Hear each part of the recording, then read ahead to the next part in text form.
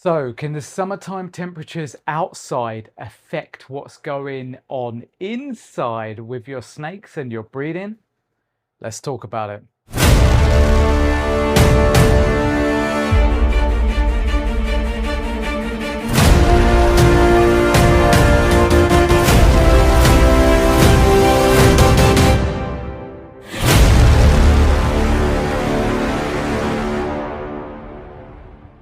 What's up, guys, and welcome back to Predator BP, the channel that focuses on the hobbyist keeper and breeder of ball pythons. So if that interests you, hit that subscribe button.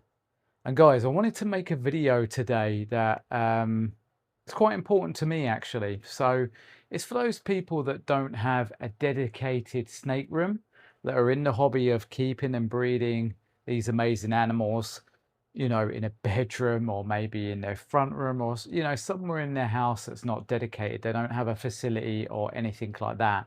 This video might kind of hit home with you and you might understand what I'm talking about. Now, before I go on and talk about summertime temperatures and what I've observed in my collection and what I'm doing to try and counteract that a little, this boy here is Miyogi. And as you know, he's not a ball python, he's a boa constrictor, and he's a pastel jungle hypo. Yeah, and he is beautiful. So we've got him out for a little stretch while we're making this video. So guys, another update to you. You might remember from my last video, I spoke about the spider double het hypo clown who went to the pastel double het hypo clown ovulating. Well, so has my next female. So this is the Mojave sorry, not the Mojave, the leopard pastavi. She is just ovulated and she went to a banana enchi pied. Now, what I'm hoping to get out of that, I mean, it would be great to get a pastel Mojave leopard enchi banana 100% het pied, right? But I'll take a leopard banana 100% het pied out of that equation. I'm after making my own leopard banana pied combos. So I'm really glad my second female has ovulated, getting back into the hobby. So at least I will have 2 clutches this year to get me back in, you know, get me used to the whole process and everything I'm doing, and hopefully produce some holdback animals to further my projects. So I'm real happy about that, guys. I think the only other female maybe on the cards, if I can get things ready in time, will be the Enchi Cypress 100% het cryptic. But I've got to have the male ready. She's got to be ready. I don't know if that'll happen. So guys, let's get to summertime temperatures. So in the UK at the moment, we are going through a bit of a mini heat wave right now. And temperatures over the next few days are going to hit up to 33 Celsius. What I've noticed in my snake room is that the 2 females that I was just talking about, when they were going through their cooling period, and they'll do cooling behavior right up until the prelay shed, and that's when they'll then nest build and they'll go onto the hotspot, pretty much stay there until they lay their eggs.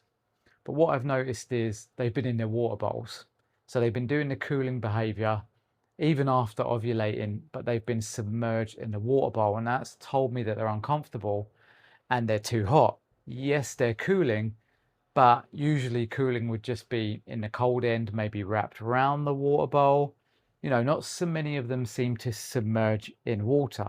Let me know your experiences on this. So I started to look at the temperatures in the room here. This is actually a bedroom. This is where I have my snakes at the moment. That's where my rack is. I don't have a lot of space in here. And I thought, what could I do to try and alleviate this uncomfortableness for these females, just so they can be calmer going through this process of ovulation and, you know, getting all the eggs ready and then following up with the prelay shed. It's an important time and you don't want to mess it up by having really high temps, stressed out females, and then you could end up either getting slugs or potentially getting deformities within your eggs when they hatch. So I wanted to try and counteract that. So what I did instantly was the 2 gravid females, I moved them to the bottom of the rack.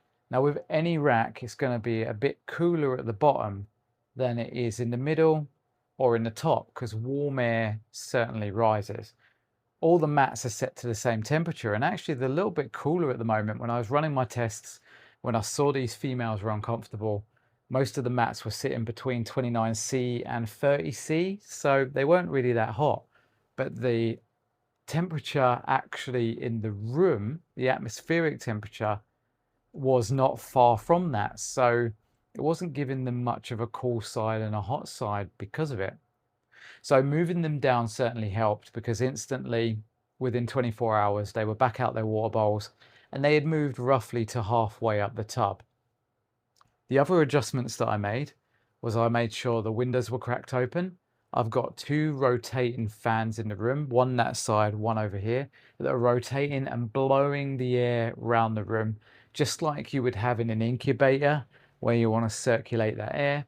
And the other thing was to make sure that the door was never closed. So I keep that door open and the airflow flows through. And this should hopefully just help these females out with these temperatures. Once I get through these temperatures, I know everything will be okay. I think the temperatures are set to die down after Tuesday this week, but they're going to be hot today and really hot tomorrow, and then start coming down again. Even the boas don't like it. Like, if any of you keep boas, you'll know they don't like it. They like 28, 29. They're not really fans of hot temperatures. That's pretty odd, isn't it? When a lot of these animals, they come from the Amazon, or the ball pythons, you know, they come from Africa. But I think our animals are different. They're captive bred. They've been raised in different temperatures. And in the UK, our weather just goes up, down, up, down. It's all over the place. And for the animals, they adjust to that. So their temperament of temperatures is different. You know, their tolerance, it works differently, because they only know what they know and what they've been in. They, of course, need heat to regulate body functions and to do everything they do. And it's the same when we think about breeding and we think about our males. We don't want our males getting too hot. We don't want it to kill the viability of sperm. So these things are really important to focus on. And this video will probably hit home with people like myself that are bedding breeders and don't have any sort of dedicated room or facility where you can put proper air conditioning in. You can really regulate room temperature. It's quite hard for me to do that. So I have to find these little ways to try and help. It's the same with your incubator, guys. Now, my incubator at the moment is kept downstairs, and it will always be cooler downstairs than it is upstairs. Unfortunately, my rack at the moment is upstairs, and it is significantly hotter in the rooms upstairs than it is down. So for next season, it might be that I move the rack down and get it into the front room if I can free up the space, just to make it easier. Miyagi is really enjoying this climb. He's nicely wrapped up tight around me. He's enjoying being out and being on this video, as you can see. What a beautiful boy, right? So these little adjustments that you're making, it comes through learning, are just important, guys. So watch your snake's behavior. I was always a firm believer in your snakes will tell you what's going on. They don't speak to you, because if they did, they would just hiss at you, but they tell you through their behavior. When I saw my females all submerged in their water bowls and they weren't going into shed, I knew something was a little bit off, and I needed to try and help them as much as I can. Now, one thing I definitely won't do is start messing around with all my thermostats and my heat mats and all of this kind of thing. Obviously, if anything malfunctioned, I would. If anything had driven up too hot, obviously I would. But all the temperatures, like I said, were on the cooler side. So I just leave them. It's just about taking care of the room, yeah, the atmosphere, the atmospheric temperature, and the adjustments that I can make within that. So guys, that's what I'm doing. I'll let you know how it goes. Those 2 females obviously have ovulated now. Fingers crossed that we do get some nice viable eggs. The adjustments that we've made have made things optimal. Then it's all about incubation from there on, and regulating our incubator. The temperatures outside of our incubator, it's just as important to make sure we get them right. But downstairs it's much cooler, so I don't think I'll get the kind of problems I've had up here. And I think summer probably won't drag on too long. I mean, it is the UK. We seem to just get very short summers now. Guys, jump down in the comments and just let me know your experience and whether you've had these sort of troubles.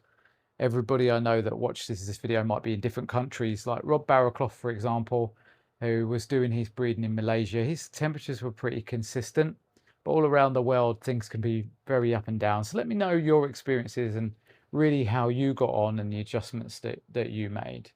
I think even Rob himself had to make adjustments here and there with not having to provide heat mats, but having the atmospheric temperatures and the things he noticed. I've certainly learned a lot from chatting to him, but I'd like to hear from you guys and your experience too. So stay tuned, guys. I've got a really great video coming out with lots of breeders participating in it. If any of you are interested in that, by the way, holler at me via Instagram. Just message me if you want to be in this video. It just involves sending me a 3-minute clip, which is going to include one of your snakes. If that sounds like something you'd want to be part of, find me on Instagram, message me, because we will include you. I just love bringing people together in this hobby all around the world, connecting us. And I think this video is really going to show that and our passion for what we love, which is our snakes. Anyway, guys, I hope you're all doing well. Take care of yourself, and I'll see you on the next video.